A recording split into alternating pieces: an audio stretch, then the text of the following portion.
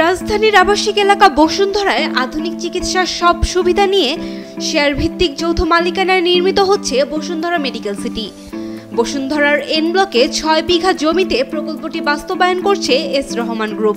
তার কারণ এখানে বসুন্ধরা আধুনিক ঢাকার মাঝখানে, এর এক সাইডে নিকুঞ্জ, বারিধারা, গুলশান, বনানী, অন্যদিকে পুলিশ হাউজিং এবং পিছনের দিকে জলসিঁড়ি, পূর্বাচল, অর্থাৎ আধুনিক ঢাকার মাঝখানে হওয়া সত্ত্বেও এর মধ্যে এখনই 8 লক্ষাধিক লোক বসবাস করেন, কিন্তু একটি মাত্র হসপিটাল এখানে চিকিৎসা সেবায় নিয়োজিত, এভার কেয়ার, যেটা ব্যয়বহুল।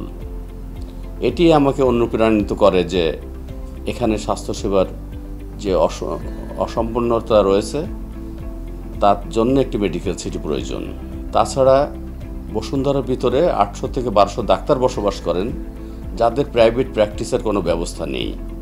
এই তিনটিকে সমন্বয় করে বসুন্ধরার বাস্তবতা, ডাক্তারদের যে মেধার অপচয়টা হচ্ছে সেটাকে কাজে লাগানো এবং স্বাস্থ্যসেবাটা সহজ করার জন্যে এবং সহজে ওষুধ প্রাপ্তির যে প্রয়োজন সেটার জন্যে আমাকে অনুপ্রাণিত করে যে আমি এখানে একটি মেডিকেল সিটি, এই কনসেপ্টে আমি হসপিটালটা করতে পারি।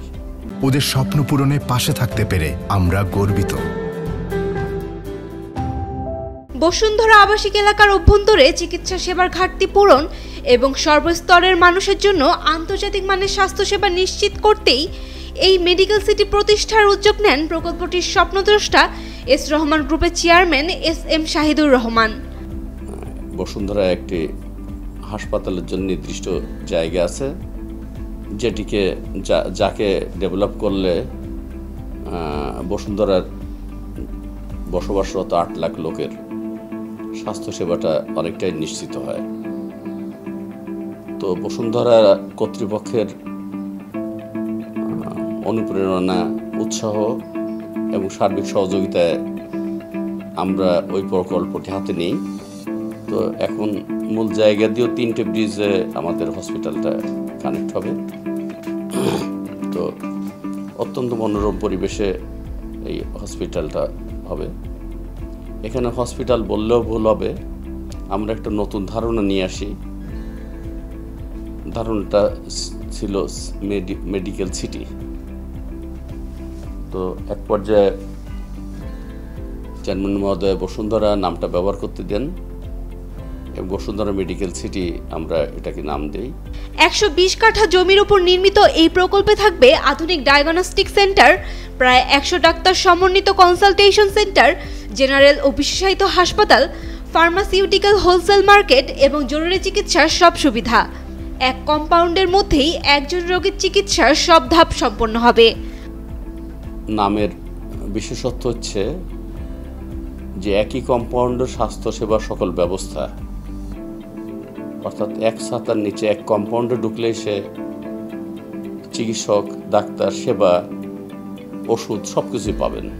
অত্যাধুনিক ডায়াগনস্টিক সেন্টার আমরা করতে যাচ্ছি এখানে, যাতে দেশের যে প্যাথোলজির জগতে যে একটা শূন্যতা আছে, সেই শূন্যতাটা পূরণের বিকল্প একটা পথ হয়। আমরা ICDDRB মানের একটা প্যাথোলজি করতে যাচ্ছি এখানে। শুধু আধুনিক স্থাপত্য নয়, এখানে থাকবে ভিডিও কনফারেন্সের মাধ্যমে দেশি বিদেশি বিশেষজ্ঞ চিকিৎসকের পরামর্শ, গবেষণা কেন্দ্র এবং রোগীদের জন্য ডিজিটাল ডেটাবেস। এবং কনসালটেন্টদের সাথে আলোচনা করেছি, আর্কিটেক্টদের এবং আমার নিজের যেসব হসপিটাল পছন্দ হয়েছে তার অংশ যেমন পছন্দ হয়েছে, কোনো একটা পরিপূর্ণ পছন্দ হয়নি, কিন্তু আমাদের টিম এবং আমাদের এস রহমান প্রপার্টিজ যৌথভাবে বেশ কয়েক মাস যাবৎ এটি নিয়ে কাজ করার পর যে একটি বিশেষ স্থাপত্য শৈলী এখানে আপনারা দেখছেন, আমার বিশ্বাস যে আমরা সেটাতে সফল হয়েছি।